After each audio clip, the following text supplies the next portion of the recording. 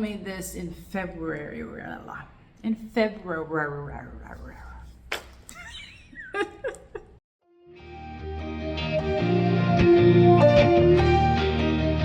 I always say that I'm not good at sewing because I don't have enough time to practice it, and it's also I don't have the patience to do everything correctly, and sometimes I skip a step. Sometimes I'm not sure what to do, and I try things and they don't work out, but I don't want to unpick the seams and try again. I just keep going and whatever. I'd like to take this opportunity to look back at some of the things I made that actually worked out. The first thing is this dress. I made this dress in 2016 for a costume, a 1920s flapper costume. I made the dress, and I also made a little head decoration thing. What I really like about this dress is that I wore it in 2016. I wore it since like I went to a wedding with it, and I went to a party with it, and whatever. And I worn it 2 years ago for a costume. And I'll show you the pictures of both. And yeah, they were taken 7 years apart, but they were also taken, I don't know how many pounds apart. I don't know how many kilos apart, because I only started weighing myself regularly like recently. Like a year ago, because I was weighing myself pretty regularly for most of my life, and then I think it was 2017 when I decided, I don't want to do that anymore, it just stresses me out. And I gained a couple of pounds, because that's what happens when you stop weighing yourself regularly. But for the most part, it was fine, because you do the same routine, the same diet, you're not changing anything. There's no reason for you to gain weight until 2020.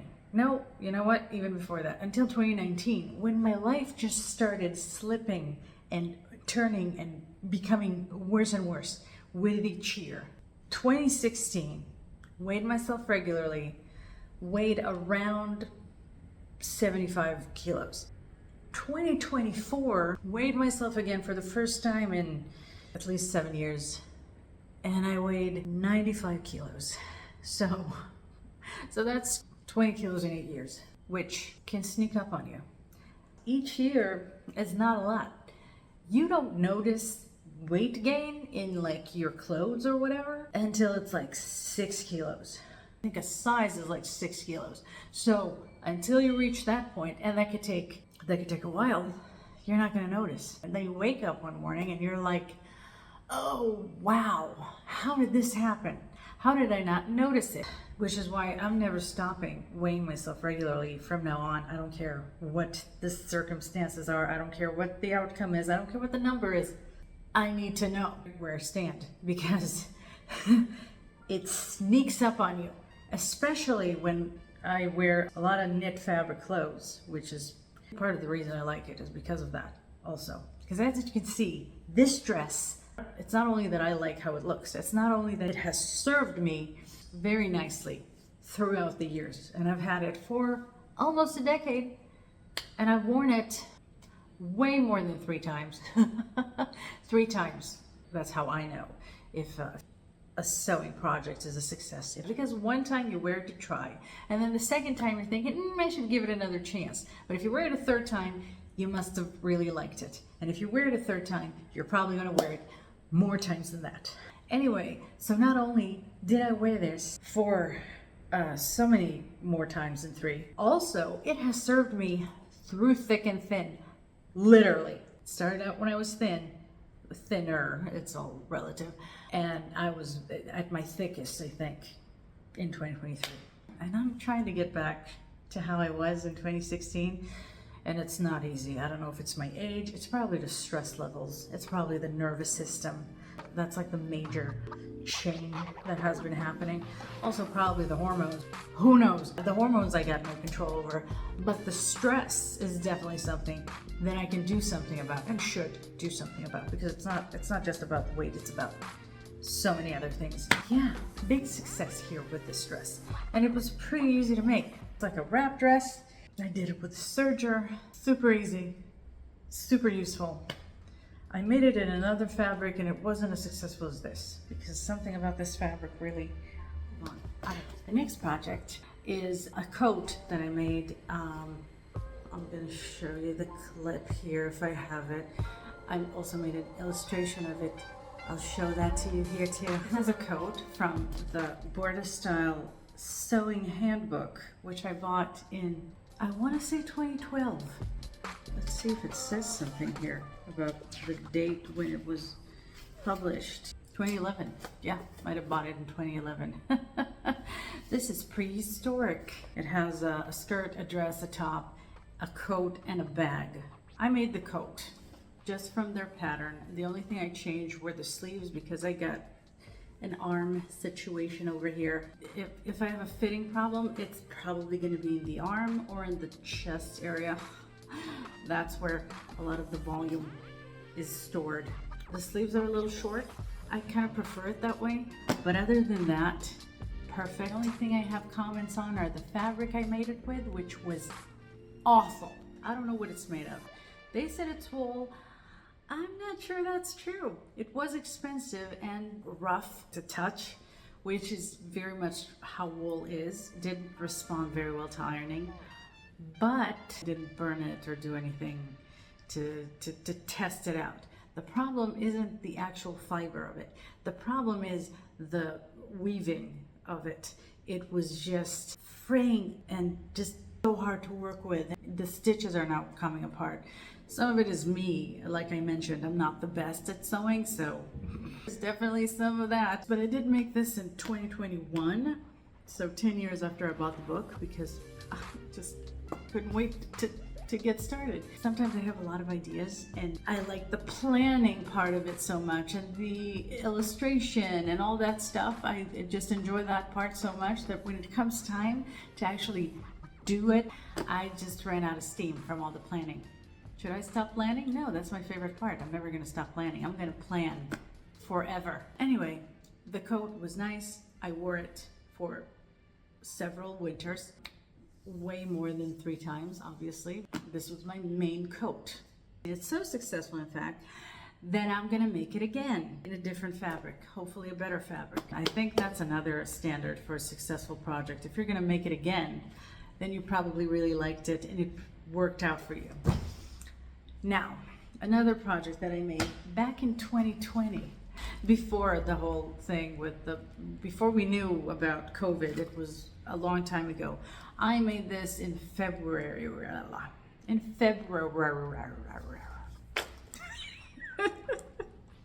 Anybody else having problems saying February? February. I made it for Valentine's Day from Burdastyle magazine, 2014. From the time I buy a magazine or a pattern or a book or whatever, to the time I actually make something, years could go by, decades could go by, because I really enjoy the planning process, but the actual making of the thing, not really. Anyway, it's this one. It's from May 2014. Remember how young we were in 2014? We had no idea. Anyways, it's this dress, 106.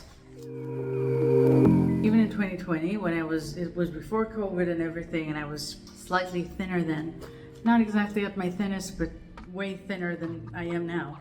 Still, this was way too big for me. It's not like I made it in knit fabric and it was made for woven fabric when you need to take down a size or 2. It's not that kind of situation. I used my measurements and everything and it was too big still. So I had to compare it to another top that I had that fit me to make it a little smaller, and that worked out great.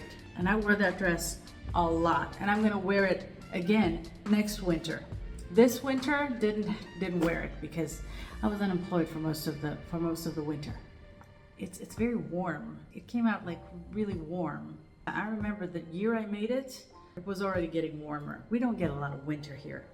By February, I wore it. It was a little too warm, so I didn't have much of a chance to wear it this year, but I'll definitely wear it next year. And I did wear it last year and the year before that. And much like the project, the first dress that I was talking about, this one also through thick and thin. I've been thicker, I've been thinner. It fit throughout because it's knit fabric and it just adjusts to your body.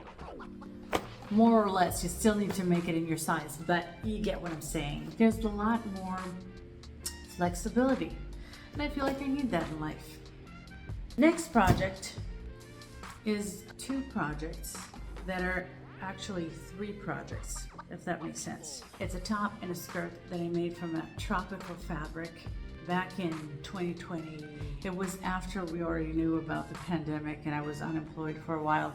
Well, not unemployed, I was on an unpaid vacation. That's when I decided to start the channel. And again, from the time I decide to do something and plan it out to the time it actually happens, time passes. Sometimes years, sometimes decades. But time is an illusion. So it was 2020, so I also made a face mask from it that I wore together.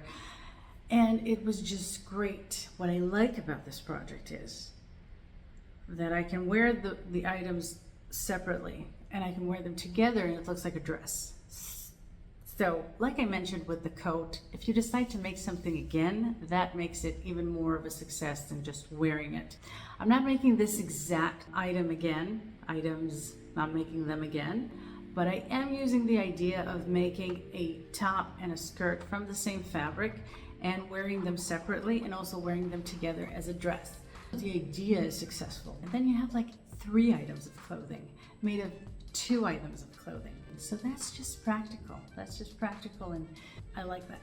I like that because it takes me forever to get it done. I might as well get the most out of the project. Now, my favorite project that is not just one project, it's a group of projects that I made recently. Well, not that recently. I think I started making them in 2021.